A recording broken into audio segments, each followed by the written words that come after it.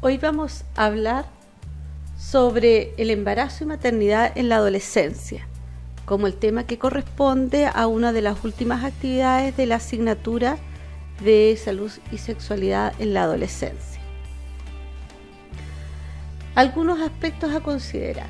La cohorte actual de adolescentes y de jóvenes es la más grande que ha existido en el mundo. Esto lo refiere la Organización de las Naciones Unidas. Para el año 2010, la población de jóvenes representaba un cuarto de la población mundial y 4 de cada 5 jóvenes vivían en países de menor desarrollo. Esto no ha cambiado sustancialmente a pesar de los grandes cambios demográficos que han ocurrido en países como el nuestro, por ejemplo. En adolescentes y jóvenes, la reducción de la tasa de mortalidad es menor que en otros grupos de edades, siendo evitable la mayoría de estas muertes. Y nosotros sabemos, ¿verdad?, que en la adolescencia las causas de muerte son principalmente por violencia, por accidentes y por traumatismos. ¿Qué pasa a nivel país? Según datos del INE del 2015, la población total del país estimada, ¿cierto?, como una proyección a partir del censo del 2002, sería de 18 millones de habitantes. De ello, el total de la población adolescente corresponderían a 2.530.000 adolescentes, distribuidos casi porcentualmente similar entre hombres y mujeres. La población de 10 a 14 años corresponde a 1.207.000 habitantes y la población entre 15 y 19 años a 1.323.000 adolescentes. En general, la población adolescente en nuestro país representa el 14,1% del total de la población. ¿Qué ha ocurrido y cuál es la estimación para el año 2020? Fíjense ustedes que la población adolescente para el año 2002, según el último censo, era de 2.854.197 adolescentes. Quédese con la cifra de 2.800.000 adolescentes. Se estima que para el año 2020 esta población va a corresponder a 2.450.000 adolescentes, es decir, hay una disminución sostenida y significativa de la población adolescente para nuestro país, demostrando, ¿verdad?, que nuestro país es una población en envejecimiento. Pero lo más preocupante de todo esto es que nosotros hemos tenido hasta 3 millones de adolescentes como población general y las políticas públicas no han dado el ancho para atender las necesidades de este grupo etario. ¿Qué pasa? Fíjense ustedes cuando nosotros analizamos la distribución de adolescentes desde los 10 a los 19 años. Vemos que la población de 10, 11 y 12 años es significativamente menor que la población de 18 a 19 años. Y esto va en aumento, es decir, van a ir disminuyendo la población preadolescente, adolescentes precoces y la población de adolescentes tardíos se va a mantener estancada. A pesar de esta realidad demográfica, ¿qué ocurre con los adolescentes? Más del 50% de nuestra población adolescente proviene de los quintiles más pobres de nuestro país, según la encuesta CACEN, y que se ha seguido replicando en otros estudios más actualizados. De estos adolescentes, según la CACEN del año 2009, casi el 20% representa adolescentes de 15 a 19 años que viven en situación de indigencia y pobreza. Por lo tanto, respecto al nivel de pobreza e indigencia, los niños y los adolescentes representan proporciones superiores de pobreza y de indigencia que la población adulta. ¿Qué ocurre entonces con el embarazo adolescente a partir de esta realidad demográfica? El embarazo en la adolescencia es aquella condición de gestación que ocurre desde los 10 años hasta los 19 años, 11 meses y 29 días. Así de preciso lo define la Organización Mundial de la Salud, y los factores asociados o condicionantes son múltiples, es decir, frente a un embarazo adolescente la situación es multifactorial y están relacionados el entorno familiar, entornos educativos, conducta sexual, entre otros, los que se llaman los determinantes sociales o psicosociales. que señalan algunas instituciones o organismos gubernamentales o de estudios científicos de nuestro país. La Flaxo refiere que el embarazo en la adolescencia es y sigue siendo una preocupación para nuestro país durante los últimos años. A partir de la década de los 80, los estudios en nuestro país demostraron la creciente preocupación del mundo científico con respecto al embarazo en la adolescencia.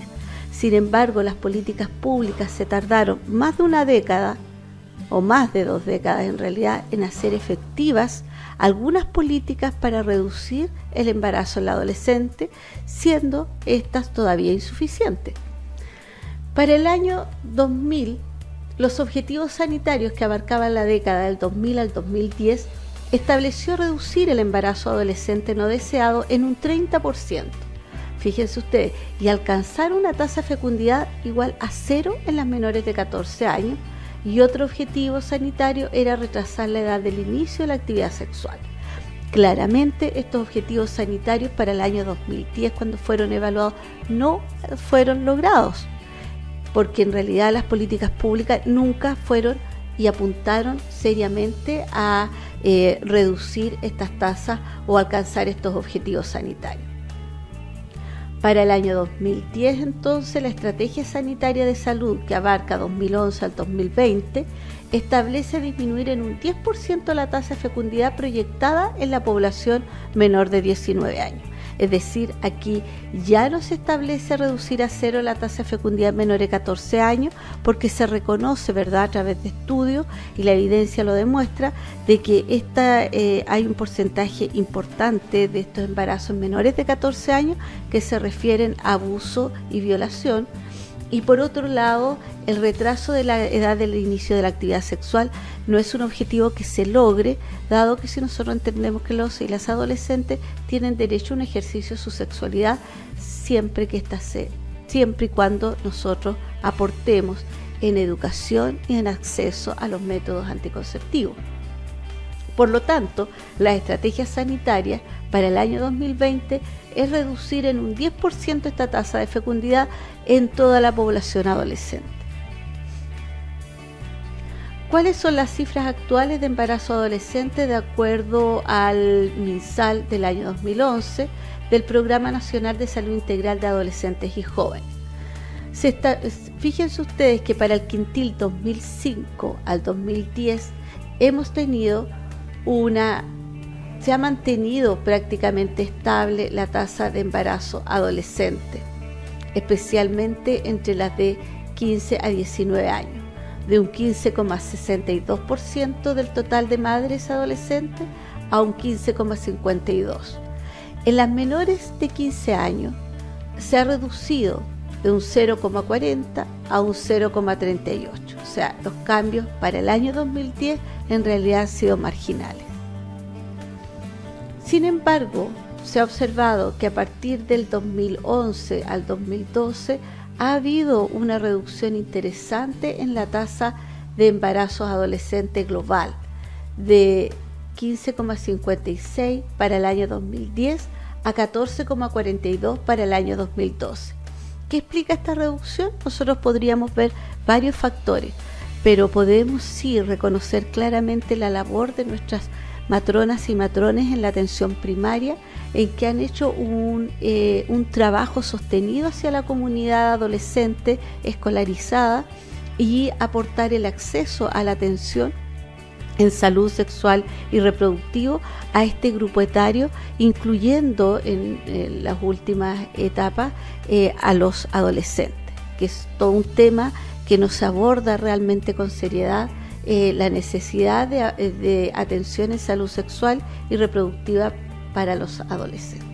Pero lo que nosotros podemos observar en esta tabla, ¿verdad?, es que existe una disminución interesante con respecto a la tasa de embarazo adolescente. La tasa de nacidos vivos de madre entre 10 a 14 años entre el año 2009 al 2010 tuvo una disminución interesante, pero que sigue siendo una preocupación país. La tasa de nacidos vivos de madre entre 15 y 19 años se ha mantenido en una curva tipo C, que va de 152 por 1000 nacidos vivos a 151 por 1000 nacidos vivos, pasando por los años 2007 a 2008 con tasas superiores a 160 por 1000 nacidos vivos. Esta es una realidad que solamente abarca un quinquenio.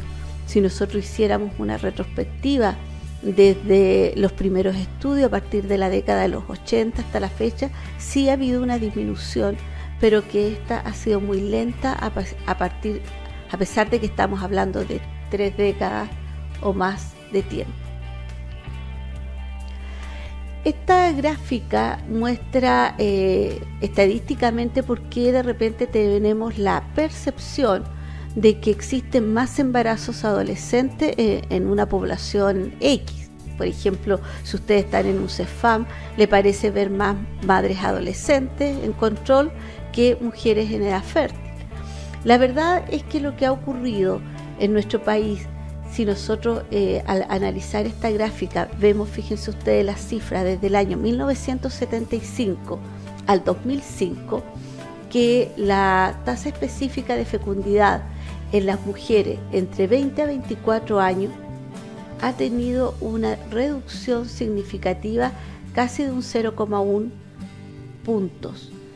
La tasa de fecundidad de las mujeres entre 25 a 29 años ha disminuido significativamente a una tasa de 0,10. Sin embargo, la tasa de fecundidad de adolescentes de 15 a 19 años se ha mantenido prácticamente estable con una disminución marginal de 0,06. ¿Qué significa esto? Que la población de mujeres entre 20 a 29 años ha disminuido su tasa de específica de fecundidad en comparación con la que ocurre con la población adolescente. De acuerdo a las cifras estimadas en nuestro país, cada año nacen aproximadamente 35.000 recién nacidos hijos de madres adolescentes y alrededor de 900 son hijos de madres menores a 15 años. Entonces esta es una cifra que ustedes tienen que manejar. Recordar que 25.000 recién nacidos son hijos de madre adolescente y de ellos alrededor de 1.000 son hijos de madres menores de 15 años. 1.000 niños cada año en nuestro país tienen madres que tienen menos de 15 años. La incidencia para el año 2012 de embarazo adolescente fue de 14,42% del total de embarazo. Y entre las distintas regiones se registra la mayor incidencia anual en la región de Aysén. Esta imagen muestra cómo se distribuye las mujeres embarazadas por regiones, que es una tasa de mujeres embarazadas por cada 1.000 mujeres entre 11 y 19 años. Como ustedes pueden observar, las zonas extremas de nuestro país son las que tienen las tasas más elevadas, siendo ¿verdad? la cuarta región y la región de Aysén donde se perciben las tasas más altas. Si ustedes recordarán, hace algunos años atrás hubo un gran movimiento social ciudadano en la región de Aysén y una de las cosas que las personas pedían era acceso a educación superior, conectividad, mejor calidad de salud integral, que los adolescentes, decían, la población tuviera otras cosas que hacer. Bueno, la tasa de embarazo adolescente en esta región es altísima y esto demuestra que no existe un proyecto de vida más allá para estas adolescentes, por lo tanto el embarazo pasa a formar parte de su proyecto de vida.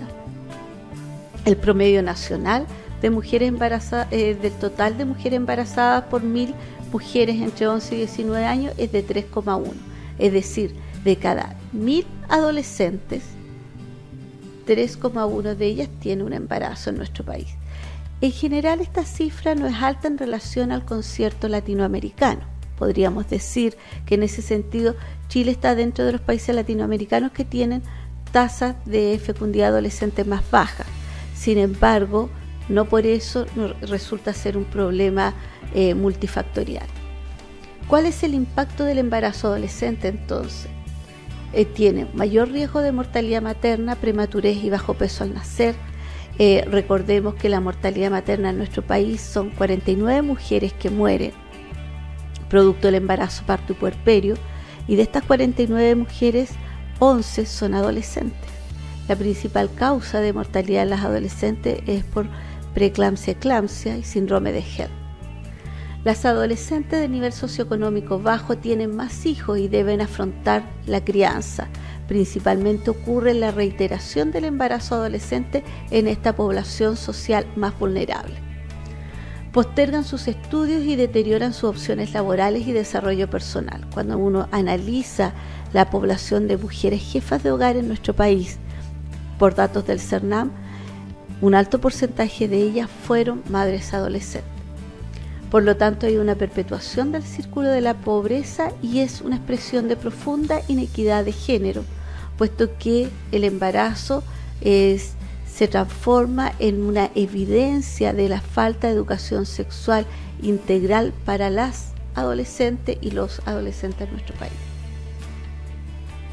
Esta gráfica, que ha sido claramente mostrada en muchos congresos y estudios de adolescencia, este estudio se hizo en 2003 y mostró la gran diferencia de maternidad adolescente según las diferentes comunas de la región metropolitana. Y esta gráfica muestra claramente que en las comunas de mayores ingresos, Vitacura, Las Condes, Providencia, tienen tasa de maternidad adolescente similar a los países desarrollados, versus las comunas más pobres o más vulnerables como La Pintana, Tiltil, Los Espejos, que tienen tasas de embarazo adolescente tan altas como los países más subdesarrollados del África subsahariana o de las regiones pobres de América Latina. Este dato anterior que yo les mostré es del año 2003. Fíjense ustedes que el porcentaje de embarazo adolescente, según índice de pobreza en la región metropolitana para el año 2009, se intensificó esta diferencia. Vitacura, Providencia, las cifras no alcanzan a 1,4 a 2. En cambio, La Pintana, Los Espejos y Cerro Navia, estas cifras se fueron aumentando. Por lo tanto, la evidencia que el embarazo de los adolescentes es una expresión de la inequidad social, de la distribución de las oportunidades en forma injustas y también de la dificultad de acceso y de educación por parte de las adolescentes. ¿Qué pasa con el nivel socioeconómico? Obviamente que esto se refleja claramente, ¿verdad?, que el embarazo adolescente se concentra principalmente en los grupos sociales con mayor carencia desde el punto de vista económico. El porcentaje de nacidos vivos de madres menores de 14 años, según la edad del padre, está reflejado en esta gráfica y muestra, por ejemplo, que el 47% de los padres de este hijo de madre adolescente menor de 14 años es otro adolescente como ella, que tiene entre 15 y 19 años. Incluso hay un pequeño grupo que tiene menos de 14 años. El resto se distribuye entre los 20 a los 29 años, hasta los 30 y más, pero hay un porcentaje significativo de 34,5% que no aporta datos. Estos son datos de adolescentes que se controlaron en los diferentes sistemas de salud de nuestro país, y no aporta datos, cubre, ¿verdad?, una situación de abuso y de violencia sexual. Cuando se analiza esta misma información, esta misma variable, ¿verdad?, edad del padre, en madres de 15 a 19 años, vemos que la distribución de edades del padre de este recién nacido se hace en forma más equitativa. 31% es otro adolescente igual que ella, 35% es un hombre joven entre 20 y 24 años, 25 a 29 años y 30 o más años juntos, ¿verdad?, entre 25 y 30, otro tercio, pero sigue apareciendo este 34,5% de padres de estos recién nacidos en los cuales no aporta datos. Entonces, no hay que desconocer que en la situación de embarazo en la adolescente existe detrás de esto también una situación de abuso y violencia. Otro elemento asociado al tema familiar de la maternidad adolescente, el estudio realizado por González y Molina sobre las características de la maternidad adolescente de madre a hija, publicada el año 2007, en las madres de adolescentes embarazadas y que también tuvieron embarazo adolescente. Al comparar la realidad, digamos, de fecundidad, se observa que la madre fue madre adolescente a los 19,7 años, pero su hija fue a los 16,2 años. Los estudios demuestran que hay menos 2 años de adelanto de edad de ser madre de la hija con respecto a la madre. La escolaridad de la madre fue menor, 7,3 años versus 9,1 de la hija. Cuando se le preguntó cuál era la edad ideal para ser madre, las madres de estas adolescentes dijo que la edad ideal sería 22,3. La hija dijo 20,7. O sea, igual en esto hay una diferencia con respecto a esta pregunta. Ambas, tanto madres como hijas con embarazo precoz, tienen menos aspiraciones educacionales, laborales, y con respecto a la condición del estado civil, soltera en el primer embarazo, la madre, el 27% eran madres adolescentes solteras, pero la hija, el 90% de ellas eran madres adolescentes solteras. Esto claramente demuestra una situación en que esta hija va a quedar con su recién nacido, ¿verdad?, al cuidado de esta madre que ahora es jefa de hogar y que sigue entonces perpetuándose y feminizándose este círculo de la pobreza en la condición de que se repite el embarazo de madre a hija. ¿Qué actividad realiza esta madre adolescente? Fíjense ustedes que una vez que ella es madre, un porcentaje de ella abandona el sistema escolar y el 54% de ella se encuentra en quehaceres del hogar. Solo un 20% refiere estar estudiando, un 12% trabaja o en otras situaciones o buscando trabajo. Pero más de la mitad de estas adolescentes, una vez que son madres, quedan en el hogar al cuidado de su hijo, hija, de sus hermanos y con expectativas de desarrollo por debajo de lo que cualquier otra adolescente no madre va a poder tener. Con respecto al nivel educacional que alcanzan las adolescentes, obviamente que las que son madres a edades menores de 15 años alcanzan solamente la enseñanza básica, 76% aproximadamente, y las que fueron madres entre los 15 y 19 años, el 79% alcanza la enseñanza media. ¿Qué representa esta gráfica? Que mientras más adolescente, más joven ocurre el embarazo, menos oportunidades de educación tiene esta adolescente y por lo tanto menores oportunidades de desarrollo de movilidad social. El tema embarazo adolescente es un tema multifactorial, pero que principalmente habla de un tema de oportunidades, tema de movilidad social, un tema de inequidad de género y de inequidad social. ¿Qué pasa con la deserción escolar? Porque nosotros sabemos, ¿verdad?, que la educación es la mejor forma de movilizar socialmente a una población que es vulnerable. Algunos hitos para considerar. El Estado de Chile ha adquirido algunos compromisos internacionales en relación a las adolescentes y sus derechos.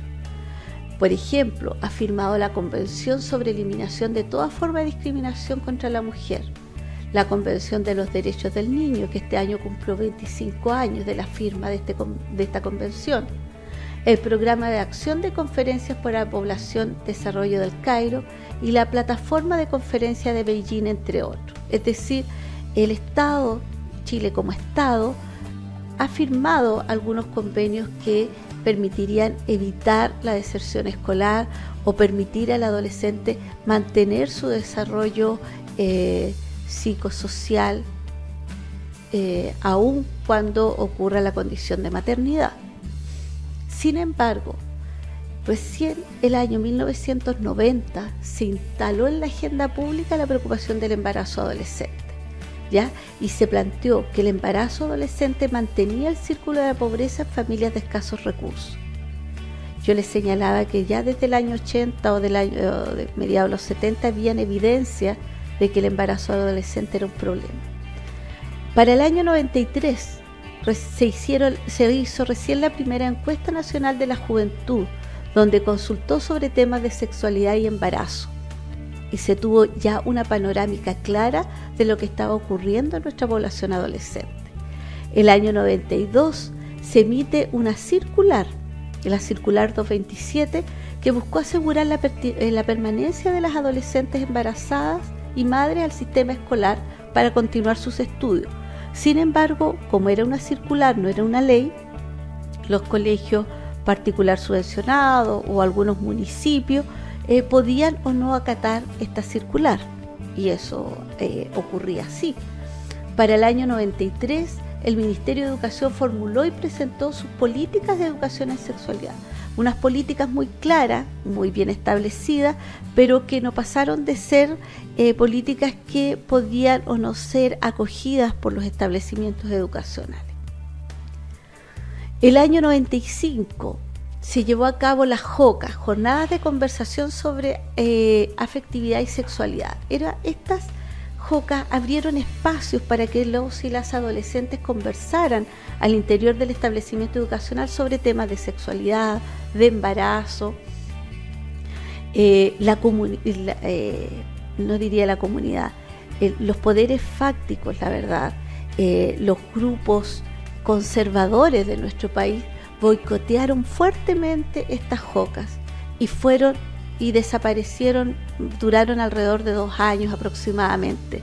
Y por otro lado, los profesores o los equipos directivos de los diferentes establecimientos educacionales se reconocieron que no eran capaces de abordar la temática sobre sexualidad y afectividad que los adolescentes en esa época les presentaban.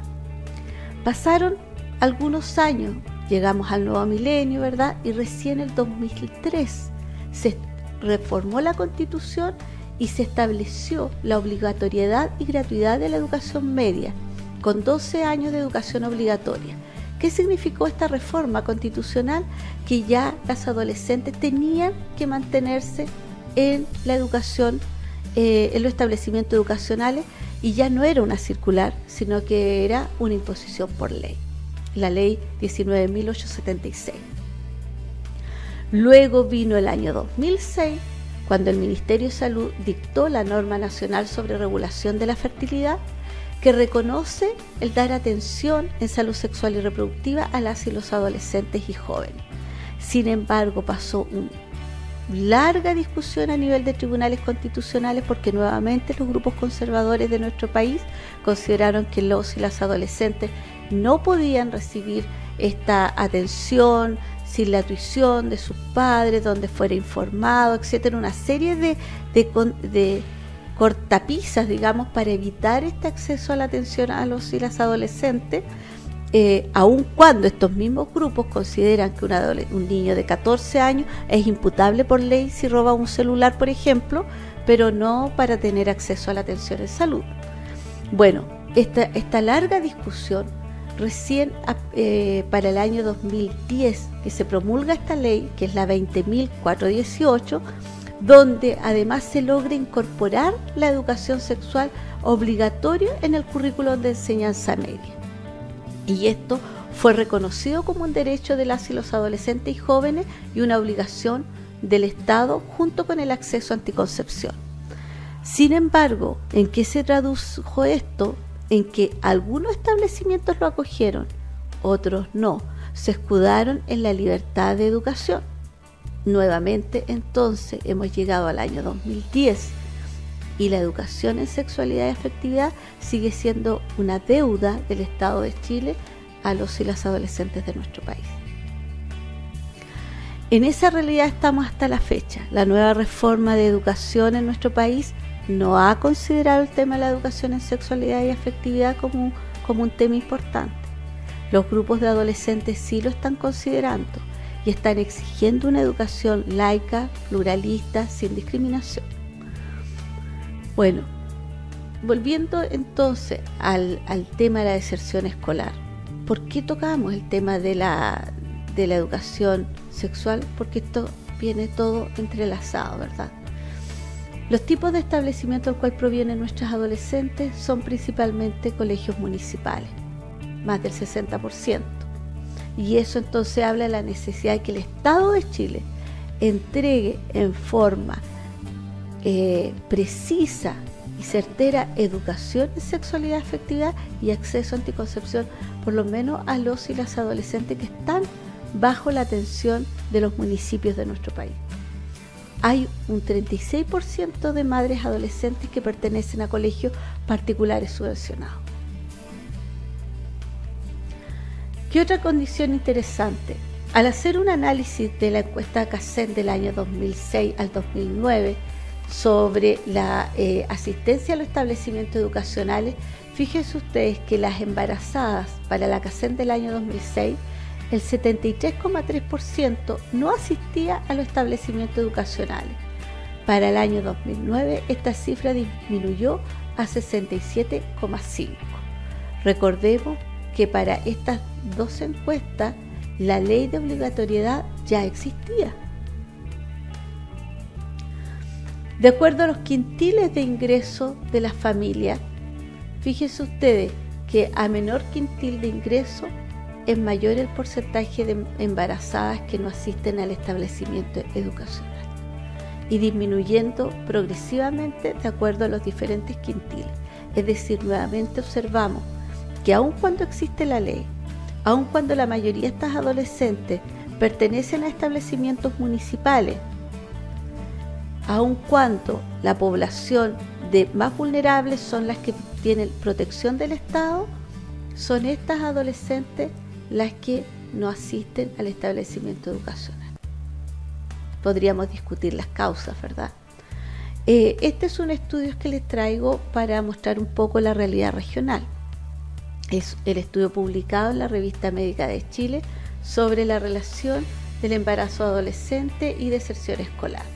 Este estudio lo realizamos en el año 2004 y observamos en esa oportunidad en 216 madres adolescentes que llegaron a tener sus partos al Hospital Guillermo Gran Benavente Concepción, el 60% de ellas desertaron después de haberse embarazado, pero había un 40% que había desertado antes del embarazo. Y en ese momento, cuando hicimos el estudio, todas las madres adolescentes que habían en el hospital, que teniendo su parto, ya no se encontraban en el sistema educacional. Hicimos algunas preguntas y subdividimos al grupo entre aquellas que habían desertado previo al embarazo y aquellas que desertaron durante el embarazo como dos grupos de análisis. Y se observó diferencias significativas en cuanto al nivel socioeconómico, siendo de mayor condición de pobreza y miseria las adolescentes que desertaron previo al embarazo, 19,8%, versus las que desertaron durante el embarazo, 5,4%. El nivel de escolaridad alcanzado también tiene diferencias estadísticamente significativas. Lograron la enseñanza básica las que desertaron previo al embarazo versus durante el embarazo el 11,6%. Había mayor repitencia en aquellas que habían desertado previo al embarazo y la valoración de la educación por parte de la familia era menor en aquellas que desertaron previo al embarazo versus aquellas que desertaron durante el embarazo. Luego, el año 2014, el año pasado, repetimos este estudio con un grupo de estudiantes de la asignatura de Seminario de Investigación. Ellas analizaron una población de madres adolescentes que se controlaban en el CEFAM Jovilo de Coronel, y aquí observamos la diferencia de que un 50% de estas adolescentes se mantenían en el establecimiento educacional y otro 50% desertó. De ellas, un 15% había desertado antes del embarazo y un 35% durante el embarazo. O sea, ya observamos una diferencia. Se mantienen en el establecimiento educacional, sin embargo, todavía ocurre la deserción por causa del embarazo. Al preguntarle la causa de la deserción, la principal fueron complicaciones propias del embarazo, 79%. También subdividimos al grupo en estudio entre aquellas con deserción y aquellas sin deserción. Y vemos que las con deserción perciben menos apoyo social que aquellas que sin deserción. Las que desertaron presentaron mayor baja autoestima que las que sin deserción. Hay una disfunción familiar más o menos similar entre ambos grupos y eran de mayor nivel socioeconómico bajo las con deserción que las sin deserción. Con respecto a los factores educacionales en este grupo, las que desertaron refirieron mayor conducta que ellas mismas, su conducta en los establecimientos escolares clasificadas como de regular a malo, 36% versus un 15%. El rendimiento escolar era de regular a malo igual prácticamente en ambos grupos, y el embarazo ocurrió entre el primero y segundo medio en aquellas que habían desertado y menos en aquellas sin deserción, ya que éstas se mantenían en el establecimiento educacional. Con respecto a la deserción escolar y la reincidencia al embarazo en la adolescencia, nosotros observamos este estudio que después les voy a mostrar más detalle, que realizó una alumna del Magíster en Salud Reproductiva y que lo hizo el año 2011. Ella estudió la reincidencia del embarazo en la adolescencia, y con respecto a la deserción escolar, antes del primer embarazo estudiaba, eran 41 madres, ¿verdad? Estudiaban 30 de ellas. Durante el embarazo seguían estudiando solo 14, después del embarazo 11, terminó el año escolar 7 y durante la investigación, cuando ya habían sido madres por segunda vez, solo 13 mantenían el establecimiento educacional. Y la deserción escolar fue inversamente proporcional a este dato. Es decir, si ya un embarazo hace que el estudiante deserte del sistema escolar, con 2 embarazos ya prácticamente la gran mayoría de ellas abandonan el sistema escolar. Por lo tanto, el embarazo adolescente es un problema social, sí, porque es considerado una problemática social vinculada a la ausencia de derechos sexual y reproductivo ante situaciones de riesgo. La deserción escolar y la situación social adversa aumenta el riesgo, y el vínculo entre embarazo en la adolescencia y pobreza es correlacional. Y si esta adolescente deserta del sistema escolar, obviamente que se perpetúa la condición de pobreza. Entonces, otro tema que genera igual conflicto para la movilidad social de estas adolescentes es la reincidencia del embarazo en este grupo. Este estudio que yo les señalaba mostraba la edad promedio de los acontecimientos ginecobstétricos, y esta gráfica es muy interesante de analizar, porque todos los eventos ginecobstétricos en estas adolescentes que fueron madres por segunda vez se repiten. Por ejemplo, la menarquia en promedio ocurrió a los 11,3 años con una dispersión de 9 a 14. La primera relación sexual ocurrió a los 14 años, 2 años menos que los datos generales que entrega la encuesta del INJU. El primer embarazo ocurre alrededor de los 15 años en promedio. El segundo embarazo ocurre a los 17 años y cuando la entrevistamos tenía 18 años, es decir, era madre por segunda vez. Yo cuando presento este gráfico a los estudiantes que están en la universidad les digo, cuando ustedes estaban preparándose para la PSU, estudiando en la enseñanza media o todavía estaban en la enseñanza básica, estas adolescentes estaban transitando en un corto periodo de tiempo 3 eventos potentes con respecto a la salud ginecobstétrica: la primera relación sexual, el primer embarazo y la segunda maternidad. ¿Cuáles fueron las causas que ellas señalaran por qué se produjo de nuevo este embarazo? Fíjense que el 54% de ellas refirió mal uso del método anticonceptivo que habían solicitado en el CEFAM donde se controlaba. Hubo un 12% que no usó método anticonceptivo aún después de su primera maternidad. Un 22% refirió que falló el método, pero que este puede estar relacionado también con el uso incorrecto.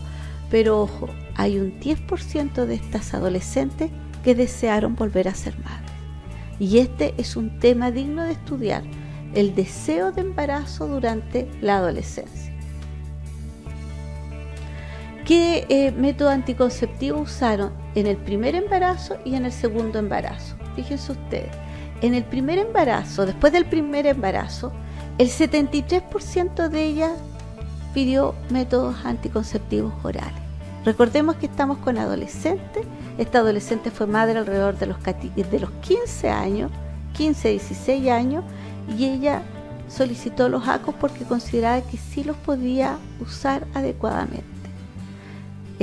Ustedes vieron el neurodesarrollo adolescente y ustedes podrán creer que por muy madre que ahora sea, ella sigue siendo una adolescente y por lo tanto no va a mantener esta disciplina en cuanto al uso continuo del método anticonceptivo. Por otro lado, ella probablemente pasó periodos de nuevo con pareja o sin pareja, una nueva pareja, eso no lo sabemos, por lo tanto el método falló, claro, por inconsistencia en su uso. El 24% usó anticonceptivos inyectables y solamente un 3% dispositivo intrauterino. Este es un análisis para las matronas que trabajan en la atención primaria. Después del segundo embarazo llegan los implantes transdérmicos a ese CEFAM, por lo tanto el 44% los usó. ACO solamente el 12% se atrevió a seguir usándolo. Aumentó el porcentaje que solicitó el dispositivo intrauterino y un 16% solicitó anticonceptivos inyectables. Es decir, tuvo que ocurrir un segundo embarazo, tuvo que llegar al CEFAM implantes transdérmicos y a lo mejor una mayor conciencia por parte del equipo sanitario de ofertar con mayor consejería a esta adolescente el uso de otros métodos que sean de mejor uso para estas adolescentes, ¿verdad? Cuando se le aplicó el test de Apgar familiar sobre funcionalidad familiar, el 34% se determinó que la función familiar era buena. Sin embargo, hay un porcentaje del 34% que se refiere a disfunción familiar leve, 22% a disfunción familiar severa y un 10% a disfunción familiar moderada. Es decir, ella vive en un entorno familiar donde se observa disfunción de acuerdo al Apgar familiar. Con respecto a los antecedentes familiares de embarazo adolescente, fíjense ustedes cómo se naturaliza y se replica la condición de embarazo adolescente en esta familia. La madre fue madre adolescente, tanto el papá como la mamá ambos fueron padre y madre adolescente. Tiene una hermana que fue madre adolescente y una prima madre adolescente. Solo el 15% de este grupo estudiado no tiene antecedentes familiares de maternidad adolescente. El nivel socioeconómico se establece que la población, principalmente de nivel socioeconómico bajo, este 10% es de miseria, y al atraer esta población bajo y miseria, se establece que este es tipo bajo medio y hay un porcentaje de miseria que se concentra en este grupo. La deserción escolar ya la vimos, ¿verdad? Entonces, frente a esta realidad de evidencia científica demostrada sobre embarazo adolescente, podríamos decir qué medidas ha adoptado el Estado de Chile para enfrentar los desafíos de disminuir el embarazo adolescente. Recordemos la Convención sobre Derechos de Niños, Niñas y Adolescentes en nuestro país. El examen que se hizo al Estado de Chile con respecto a la salud de los adolescentes establece que, aunque se observa que ha avanzado en el plano de la educación sexual en las escuelas, por esta ley que ya señalábamos, el comité le inquieta la alta tasa de embarazo en la adolescencia y la falta de servicios adecuados y accesibles de educación sexual y salud reproductiva, lo que aumenta la incidencia de mortalidad materna entre las adolescentes. Otras recomendaciones que hace el comité: recomienda al Estado de Chile que promueva y garantice el acceso a los servicios de salud sexual y reproductiva para todos los adolescentes, en particular la educación sexual y de salud reproductiva en las escuelas. ¿Qué estrategia ha tomado el país a partir de como estrategia nacional según los objetivos 2011-2020? Para el año 2009 habían 54 establecimientos de los 29 servicios de salud del país que funcionaban con la estrategia de espacios amigables. Y en esto se evaluaban 3 ámbitos, que era la salud sexual y reproductiva, salud mental, salud nutricional. Pero como ustedes observarán, 54 establecimientos de los 29 servicios de salud es insuficiente. También se establece el control de salud integral para los adolescentes. Para el año 2011 se incorporó el control de salud integral adolescente entre 10 y 14 años como compromiso de índice de actividad de atención primaria. Se establece la visita domiciliaria integral como estrategia para la prevención del segundo embarazo adolescente, establecido también, ¿verdad?, en el programa, en la ley de Chile Crece Contigo. La regulación de fecundidad para el año 2011, solamente el 13,5% de los adolescentes están bajo control y corresponde a una población muy ínfima, los menores de 15 años. Como conclusión, el embarazo adolescente sigue siendo un problema país multifactorial que requiere un abordaje integral, refleja las preocupantes desigualdades del país en cuanto a oportunidades de acceso a anticoncepción, a educación de calidad, a una serie de elementos que están en nuestra sociedad, ¿verdad? El embarazo entre las adolescentes menores de 15 años está asociado a unión forzada, abuso y violencia sexual. Se requiere de políticas públicas claras de prevención de embarazo adolescente. Esto es acceso a la educación sexual efectiva, oportuna, acceso a programas de regulación de fecundidad. A partir de todos estos elementos y de todo lo que he estudiado con respecto a embarazo adolescente, este es un problema multisectorial, es decir, aquí incluye Ministerio de Justicia, Protección Social, Educación, Salud, Gobierno en general y todas las instituciones que realmente se preocuparan del tema de embarazo adolescente, porque nosotros sabemos que esto deteriora la calidad de nuestra población futura, aumentan los riesgos biopsicosociales y por lo tanto significa un menor desarrollo de este hijo o hija de madre adolescente, que en definitiva es lo que nosotros vamos visualizando como una población que cada vez se vuelve más vulnerable. Bien, eso sería todo y muchas gracias.